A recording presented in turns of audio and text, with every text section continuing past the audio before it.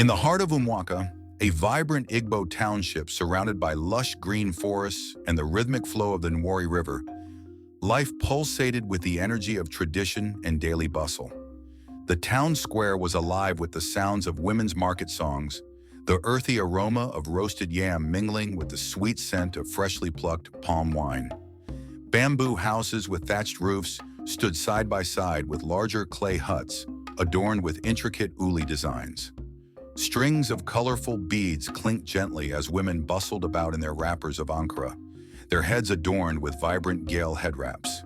Men wore isiagu tunics and red caps, a symbol of their dignity and lineage. Nkemdilim, a widow with a quiet intensity in her dark, intelligent eyes. Her husband, Obina, had died mysteriously 3 moons ago, leaving her to fend for herself and her young son, Chidi. The pain of her loss was magnified by whispers that flitted like shadows among the townsfolk. Accusations, half-truths, and rumors that Obina's death was no accident. Obina had been a respected farmer, known for his generosity and unshakable moral compass. But 3 moons ago, he had collapsed during a village festival. His lips darkened, his breathing shallow. The village healer had declared it the work of a malevolent spirit, or worse, poison. The elders murmured of envy and hidden enemies, but no one dared confront the powerful figures implicated in the whispers. Nkemdilim's mourning period was a time of isolation, as custom dictated. Draped in plain black cloth, her head shaven, she bore her grief with stoic silence. Yet inside, her heart burned with questions. Who had taken her husband from her? Why? And how could she protect her son from the same fate? One evening, as the sun dipped below the horizon and cast a crimson hue over the town, Nkemdilim sat outside her bamboo hut, weaving a basket. Her son played nearby, his laughter a rare balm to her wounded heart. Suddenly, a figure emerged from the shadows. An old woman, her face lined like the bark of an ancient Iroko tree, her gray hair wrapped in a faded cloth. Nkemdilim, the woman's voice was raspy but firm. I have come to help you find the truth. Startled, Nkemdilim rose. Who are you? I am Naoma, the keeper of ancient wisdom. Your husband's spirit calls for justice, and the ancestors have guided me to you. The old woman held out a calabash painted in crimson patterns, its surface gleaming under the moonlight. This is the crimson calabash. It reveals hidden truths but demands courage and sacrifice. Nkemdilim hesitated, fear and resolve warring within her. But as she looked at Chidi, playing with his wooden toys, her resolve hardened. She reached for the calabash. That night, Nkemdilim dreamed vividly. She saw Obina standing by the Nwari River, his expression serene yet pained. The truth lies in the shadows, he said, his voice echoing as if carried by the wind. Seek it where the river meets the forest. The following morning, Nkemdilim shared the dream with Naoma, who nodded knowingly. The ancestors speak in many ways. Let us follow their guidance.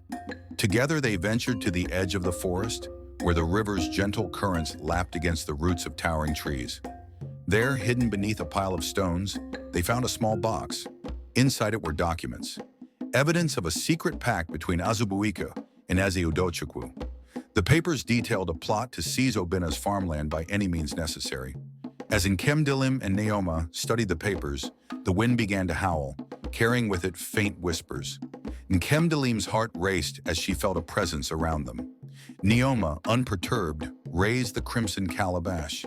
It glowed brightly, revealing ghostly figures of Obina and other ancestors standing protectively around them. The ancestors are with us, Naoma said. They demand justice.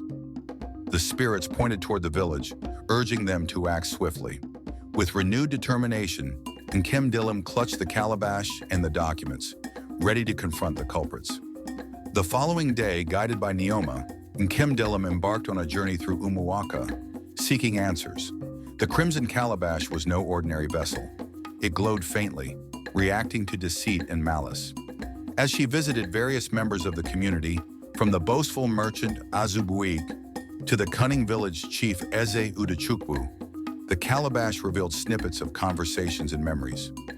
One evening, the calabash showed her a chilling vision, her husband arguing with Azubuike over a piece of farmland. Azubuike's face was twisted with jealousy as he spat words of hatred.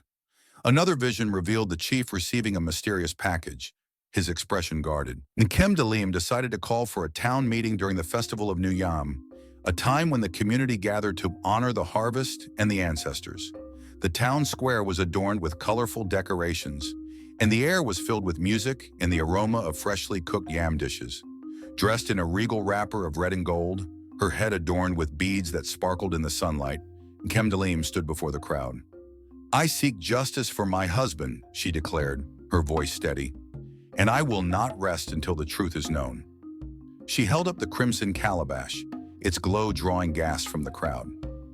"This calabash has revealed secrets hidden in darkness. Azubuik, you envied my husband's success and conspired against him. Eziudachukwu, you betrayed the trust of this community by aiding him." The accused men protested, their voices rising in anger. But the calabash glowed brighter, projecting visions for all to see. Azubiki slipping poison into a cup of palm wine, the chief accepting bribes to cover the crime. The crowd's murmurs grew into a roar of outrage. The elders, led by the wise and revered Nzi Amadi, deliberated swiftly. Azubike and the chief were stripped of their titles and banished from Umuaka, their wealth redistributed among the community. As they were led away, the crowd's anger turned to cheers as justice was served. Nkem Dalim knelt before the elders, her heart heavy but proud. "I thank the ancestors for their guidance. May this serve as a warning to those who harbor envy and deceit." In the days that followed, Nkem Dalim's life began to change. Women from the community came to her, seeking her wisdom and strength. She started a small business, selling woven baskets and palm oil, her enterprise flourishing with the support of her neighbors. Chidi grew strong and happy, his laughter a daily reminder of hope. One afternoon, Naoma visited Nkem Dalim for the last time. "You have fulfilled your purpose," she said. "The ancestors are pleased." The crimson calabash was returned to Naoma, who vanished as mysteriously as she had appeared. But its legacy remained, a symbol of courage and the unyielding power of truth. As the sun set over Umuaka, casting its golden glow over the bamboo houses and bustling marketplace, Nkem Dalim stood at the riverbank with her son. She whispered a prayer to the ancestors, her heart at peace. Justice had been served, and life in Umuaka thrived once more, a testament to resilience, community, and the enduring spirit of the Igbo people.